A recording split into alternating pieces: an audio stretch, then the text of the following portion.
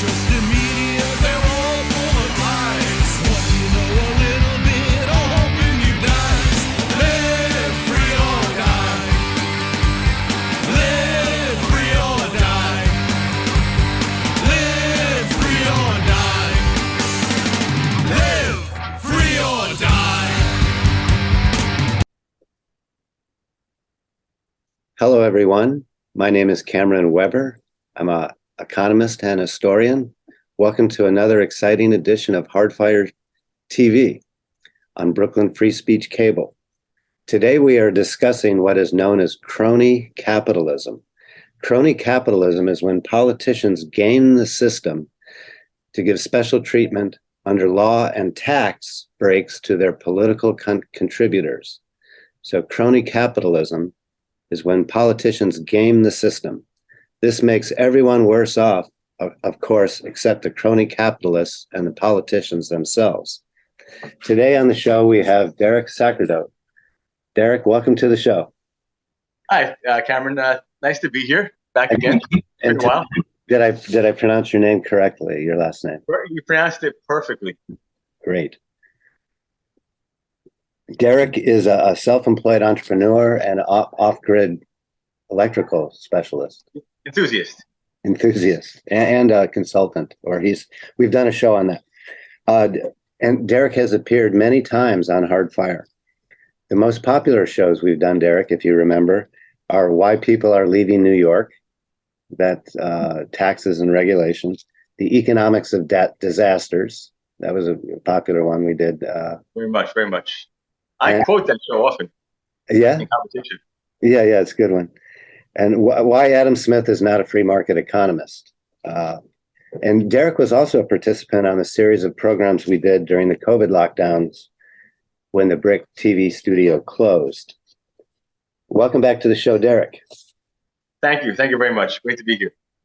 Speaking of the COVID era, crony capitalism only exacerbated during the bailouts after the 2008 financial crisis, but it's been even worse since the COVID era. The COVID era national emergency was declared. Remember the national emergency, Derek? I remember it like it was 2 years ago. March 2020. Yes. That was a rough period. It was a very rough period. I mean, I remember I even texted you to ask you if it was safe to go out on the streets. There was so much fear created. What did I say? What was my answer? Yes, you idiot. I can't believe you're asking me for real. I think I was promoting it for purposes of civil disobedience more than anything else. It's exactly. You wanted fodder for the cannons on the street. Right. So, but it's crony capitalism has been worse ever since the COVID era. Crony capitalism is the opposite of free market capitalism, where bankrupt corporations should go bankrupt. Derek, can you give us some initial thoughts of yours from this perspective about crony capitalism, COVID era? Well, I don't like crony capitalism personally. Yeah. What do you think it is? How would you describe it I would describe it much as you did. It's essentially businesses getting favors from elected officials or from those who are running for office, promises to use a product, or market a product, or use a service, change a regulation, to make something easier for them or make something harder for their competitors. Yeah, right. Start a war, end a war, whatever they need to do to. Well, yes, definitely crony capitalism in terms of special favors for certain people would be the military-industrial complex, who get no-bid contracts and research and development grants, and a lot of that money is declared secret, so we don't even know where it goes to. Right? Yeah, I think because so much of this takes place behind the scenes, the general public is probably not aware. Yeah, right. Yeah. The reason for that, the general public, which our show is for, is not aware, is because everybody pays for it. So it's a dispersed cost. every crony contract costs the taxpayer 10 cents, but the crony capitalists get $10 million above normal profit. So Sounds like a pyramid scheme. they're taking advantage of large political bodies and asymmetrical information, as it's known. So you can game the system, and you do that a million times, and the next thing you know, the taxpayer, you and me, aren't paying 10 cents for the crony capitalism. We're paying whatever your tax.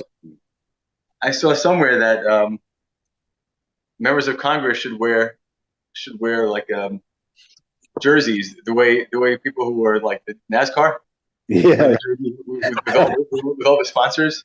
Yeah, that would be a good requirement. That's funny. So that people could see who to. So, yeah, speaking where to shop, what products to buy. Yeah, speaking of, that's a very good segue into the next thing we wanted to talk about, which is the COVID era and the vaccine. How do you feel about that vaccine? Me? Yeah.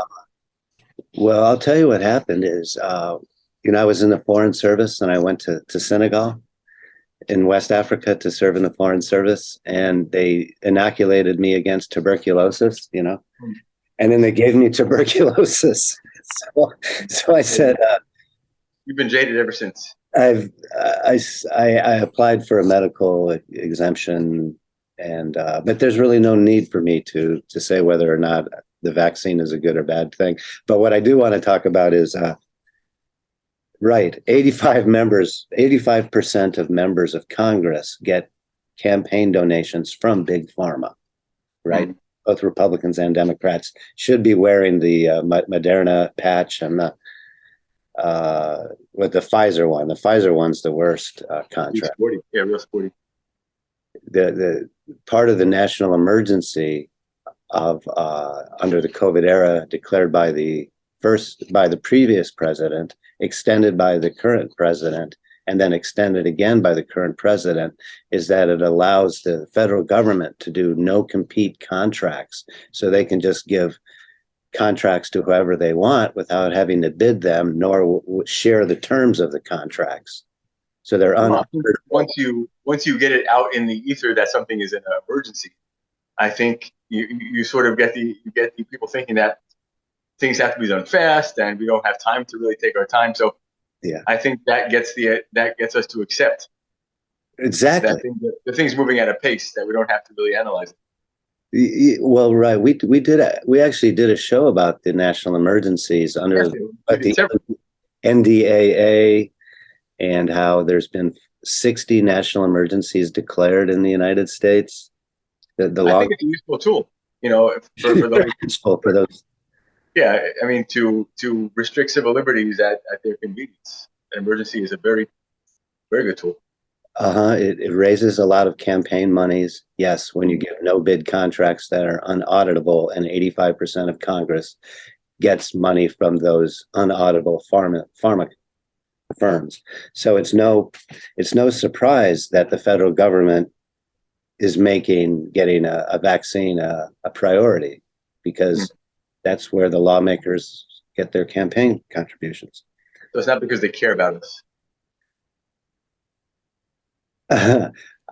I see, as an economist, let's say, maybe they do care about us, and maybe they're convincing themselves that I'm doing the right thing by promoting no bid contracts and vaccines, as opposed to what Sweden did, was just take care of the elderly and the people with comorbidities. Instead of require everyone to get a vaccine, they don't have the deep crony capitalism like the United States did.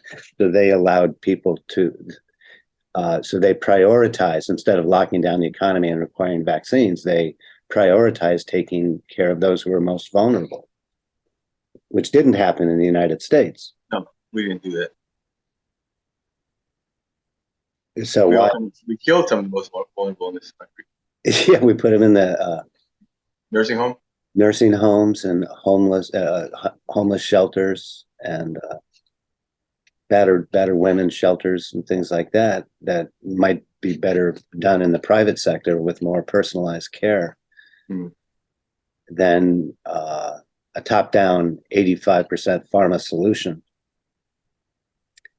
So that's Derek asked whether I believe that Congress, the members, 85% of Congress supporting the vaccine mandate, are they doing that because they think it's a good idea and know better than we know ourselves about what's best for ourselves, or are they doing it for campaign contributions and material reasons? I don't have the answer. I can only tell you what I've seen. You speak to the data, yes. I feel like I've always I feel followed like the data. in some ways maybe that's not even relevant. I mean, whether they think they're doing the right thing, that might be a side issue here. Yeah, exactly. Something that's irresolvable. It's irresolvable, really. Yeah. Okay, and then on to crony capitalism again. You remember the CARES Act 2020? How much was that? How much was it? 1.2 trillion, something like that. Yeah, whatever. 25% of government spending. CARES Act. So there's been studies by the Federal Reserve Bank and the National Bureau for Economic Research that 75% of the relief under the CARES Act, right? You lock down the economy, require public health reasons, then of course you have to give relief. But 75% of that relief went to the more wealthy, those in the higher income brackets. So federal government spending that's supposed to provide relief goes to the more wealthy. Right. I think what helps to get these things past people is the fact that they do often provide a number of jobs, a number of short-term jobs, and even for regular folks. I mean, some portion of the population is benefiting from this. So, like, I got a job, my friend got a job. That there are these temporary positions available. So I think that makes these programs popular to the public. They can talk about, I made X thousands of jobs. Maybe they were fake jobs. Maybe they were for a small portion of the population and they were not market jobs. But I think those that don't get jobs, fake jobs, those that don't get the work aren't as vocal as those that do get the work. Well, yeah, of course. And most people don't know that the relief spending purposely goes to the more wealthy, because the more wealthy are more likely to donate to political campaigns. Yes, because they have more money to donate. I mean, I know someone, I won't mention their names, but during the CARES Act, they were a wealthy vineyard owner. They owned a vineyard growing grapes, and they received a bunch of money to put masks and gloves on the people that pick the grapes. I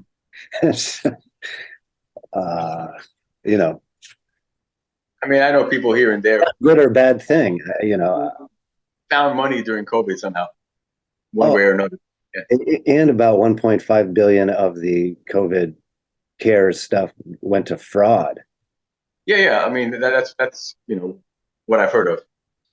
Something like 25 or 40% of the CARES went to fraud, where really in regular government spending, it's only about 10% that goes to fraud. So the COVID era was an exceptionally glorious period for crony capitalism.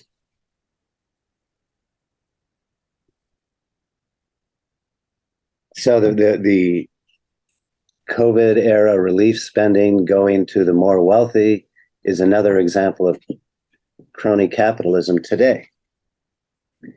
So we talked about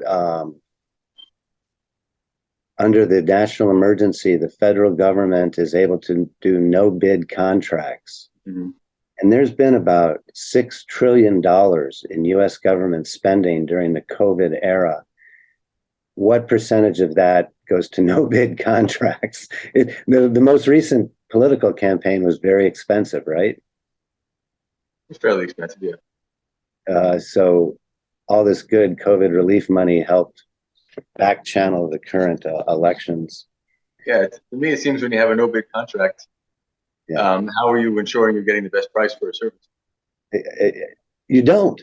Yeah, And again, 85% of Republicans and Democrats in Congress get money from big pharma. And I heard that there was a push in Congress to keep the no bid contract to Pfizer sealed for 25 years. That would be to their advantage. Of course, it would be to their advantage, yes. But I'm not sure if that went through or not. Nobody reads the fine print. At least we're talking about it a little bit. So what I'm going to do is I'm going to put, I have already put along the bottom of the screen a website that you can go to see the no bid, to see the federal procurement under the COVID era emergency. So you can see that website if you're interested, a concerned citizen. You can go to that website and see the government contracting that's been going on under the COVID emergency, which was extended even though the COVID era is over. Is that safe to say, Derek? What do you think? I think that may be a controversial statement, depending upon who you ask. Right. I mean, I've heard COVID pronounced over several times, but then I've heard that retracted too. Right. Well, of course, I feel like COVID it was more like a fade than an end. A fade, yeah, but the crony capitalists have the incentive to keep it going because of course. allows the no bid contracts. As long as possible. Okay, so let's move on to a local case. Let's talk about the current governor of New York. Current governor of New York State. We don't mention anybody's any politician's name on this. I was about to. I'm glad I did. Right, you almost forgot. Yeah. So anyway, the current and recently reelected, or first time elected governor of New York, I believe is one of the poster childs for crony capitalism. Let me give you an example. Okay. Yeah, in August 2021, if you can remember that far back in the COVID era, the previous New York governor resigned. Why did they resign? You remember, Derek? There was some allegations of sexual impropriety. And a lot of excess fatalities in nursing homes. Yes, I feel like that was already out there, but I feel like the misconduct sort of was the overarching issue. That catches more people's eye, I guess. I think so. So anyway, the current August 2021, current governor becomes governor. Mm-hmm. In November 21, 2 months later, they declare a state emergency, COVID emergency, right? And then even here in the New York City epicenter of COVID in the United States, things are opening up more or less. I mean, I think some places still require passports and vax passports and mandates and masks, but not a lot. Very, very few. I know, for example, if you want to work at the SUNY system or CUNY system, you need a vaccine proof. Okay. So anyway, 4 days later, after declaring the emergency, the current governor gives a $600 million no bid contract to one of her largest donors for COVID test kits. $600 million contract. 4 days after she declares the emergency, 2 months after she becomes governor, they give a $600 million no bid contract to a large campaign donor. And it turned out that this contract was either audited or somebody leaked it. I'm not sure what, but the state, the taxpayer, paid twice the market rate for those test kits. In other words, test kits, which were going for $6 each, we in New York State had to pay $12 each for these test kits. So, as opposed to if we just bought them ourselves. Exactly. Yeah, the central whole idea behind the emergencies, you can centrally plan the stuff and then you can give away these no bid contracts. And so now, because the cost of the test kits were twice the market price, and I have in the script, twice the market price, even in France. Wow. You're right. So these free test kits that go to New Yorkers cost twice the market rate, while the current governor's people who provide them make $600 million. That's called, there was an article in, I'll put this on the screen, Crane's New York. We call that pay to play. Would you call that pay to play? Sounds like a great way to summarize crony capitalism. Pay to play? Yeah. So that is crony capitalism. I mean, Yeah. Right, we only have, I guess, about 5 minutes left, but isn't the way to get rid of crony capitalism is to just have the state do less? I would agree. I think that's a good conclusion. I feel like, the right and the left are guilty of it in their own kind of way. And I feel like, depending upon where you are in the spectrum, when I think of the right, I think of like these American causes like military. And I think people on the right tend to sort of tolerate that kind of thing when it's military. Whereas on the left, if it's something like environmental awareness or affordable housing, if it's your issue, I think you tend to overlook it for your pet issue.